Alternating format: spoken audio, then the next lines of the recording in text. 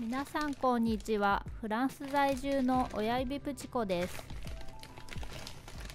朝ごはんに冷凍のクロワッサンとパンオショコラを焼いていきます。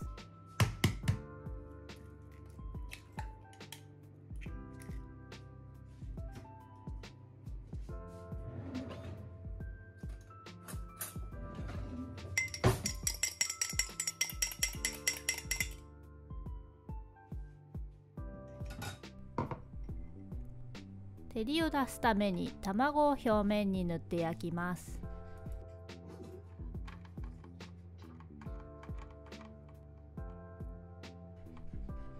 これはティリエという冷凍食品専門店で買いました。羨ましそうに見つめる犬。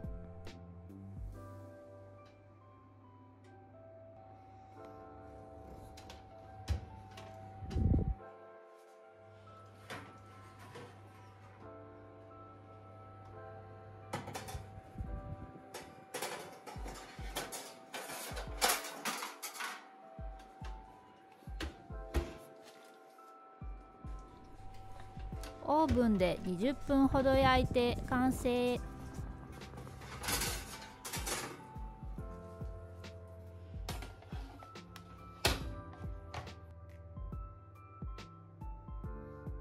コーヒーとオレンジジュースをお供にいただきます。日本だとコーヒーかジュースだと思うんですが、フランスの朝ごはんはコーヒーとジュース両方ついているイメージがあります。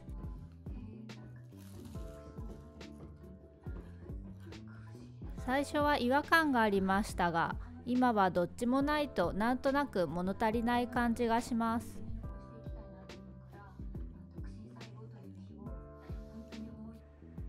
今から彼のバースデーケーキにティラミスを作ります。材料は卵とお砂糖とマスカルポーネチーズ、あとはフィンガービスケットとコーヒー、そして仕上げ用のココアパウダーです。とっても簡単なので今からちゃちゃっと作りたいと思います。まずマスカルポーネをボウルに移して混ぜ均一にします。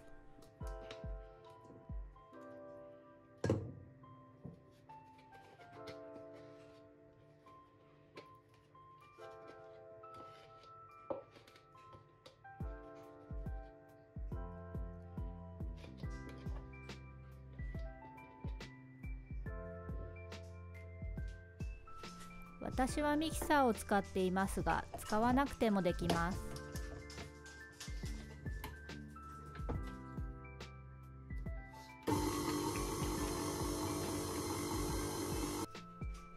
卵を卵黄と卵白に分けます。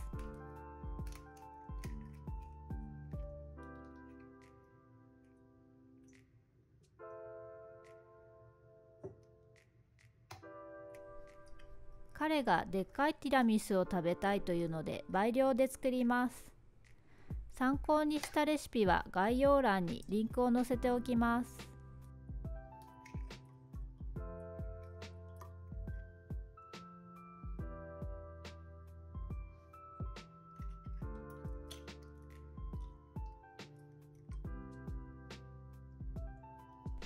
無心でやっていたら卵黄を入れる場所を間違えました。何事もなかったように移動させます。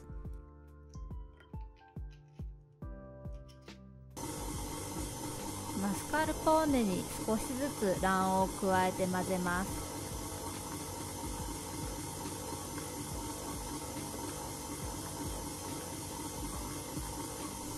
ダマがなく均一な状態にします。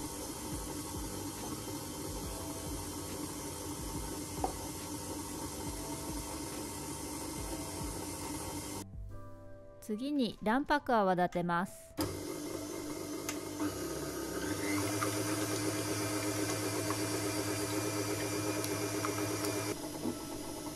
少し泡立ってコシが切れたら3分の1のお砂糖を加えます。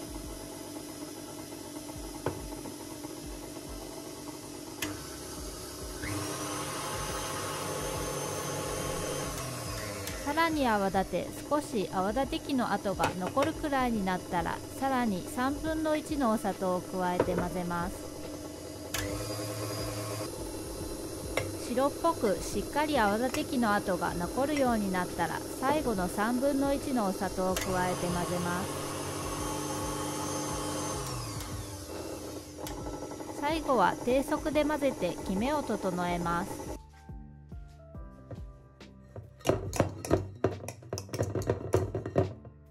得意げに見せていますが、少し泡立てすぎました。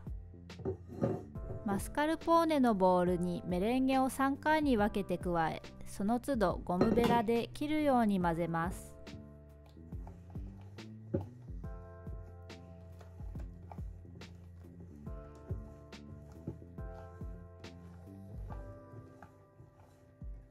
卵白を泡立てすぎてボソボソになってしまい、内心焦っていますが、何事もなかったように急いでティラミスを組み立てます。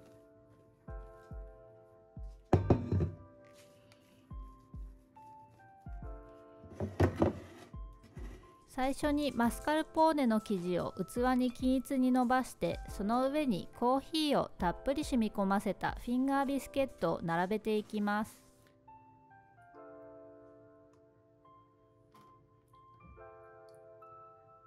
さらにマスカルポーネの生地を伸ばします。そしてさらにフィンガービスケットを並べます。1層目では忘れていましたが、フィンガービスケットを並べた後、さらに追いコーヒーを染み込ませるといいかと思います。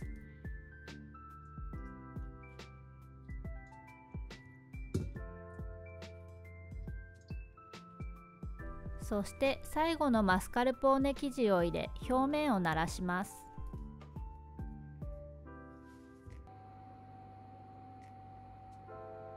次は彼のリクエストでグラタン・ド・フィノワというじゃがいものグラタンのようなフランス料理の定番の付け合わせを作っていきます。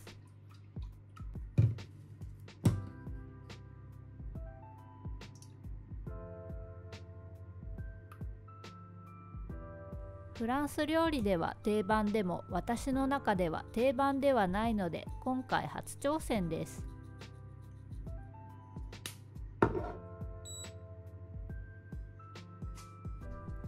フィリップ・エチェベストというフランスのテレビ番組などで大人気のシェフの YouTube を参考に作りました。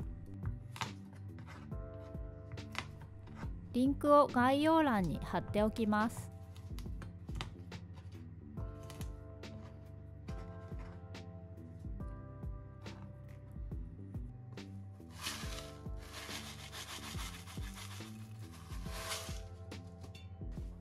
最初に言ってしまいますが、私はじゃがいもの量を測らずに適当に作ったので、じゃがいもの量が少なすぎて失敗しました。シェフのレシピが悪いわけではないので、作る際はちゃんと計量することをお勧めします。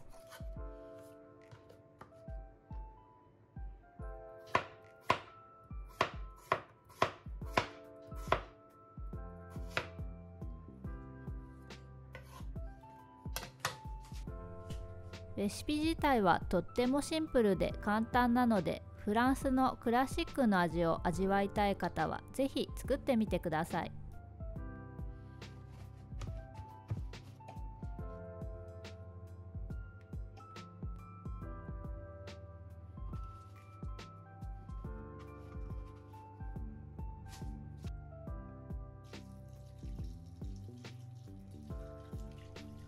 液体の量多すぎないかと思いつつ焼き始めました。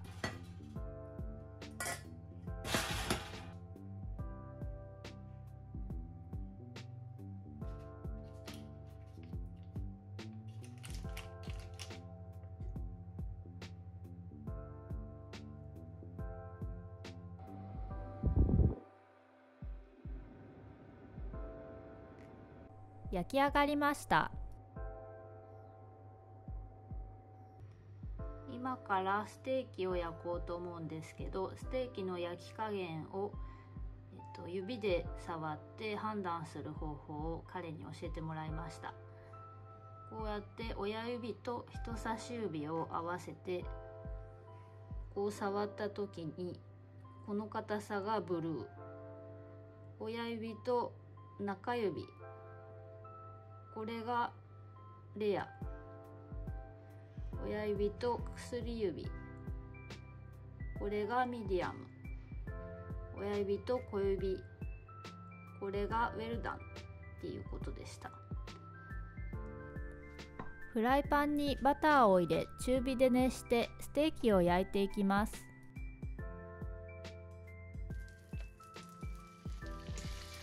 今回は胡椒でマリネされたステーキです。フランスでは日本と違って霜降りの肉をあまり見かけません。ステーキも脂分の少ない赤身が好まれます。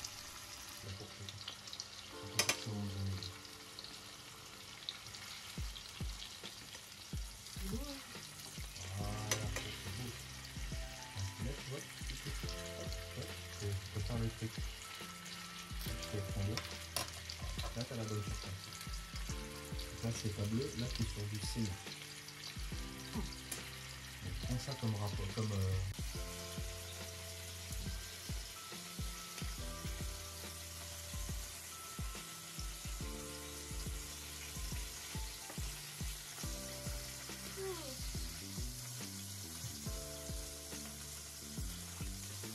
私は日本に住んでいる時は肉が苦手だったのですが、フランスの肉は脂身が少ないせいか、こういうザ・肉みたいな料理も食べられるようになりました。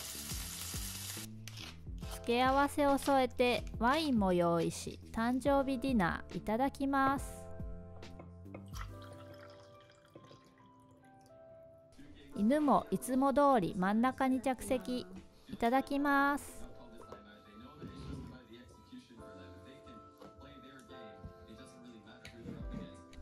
付け合わせ失敗したけど味はとっても美味しかったです。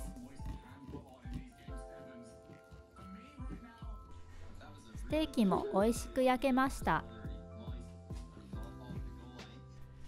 さて次はデザートです。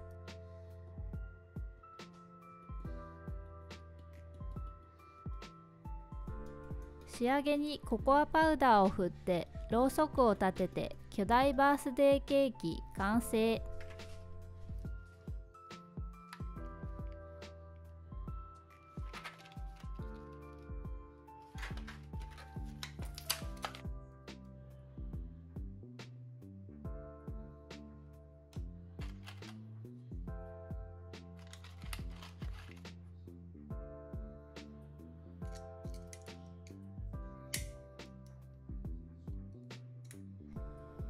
ただろうそくを吹き消すとココアパウダーが舞ってしまうということはすっかり頭にありませんでした。盛り付けが雑ですがとっても美味しかったです。ご視聴ありがとうございました。また次回もお楽しみに。チャンネル登録、インスタのフォローもよろしくお願いします。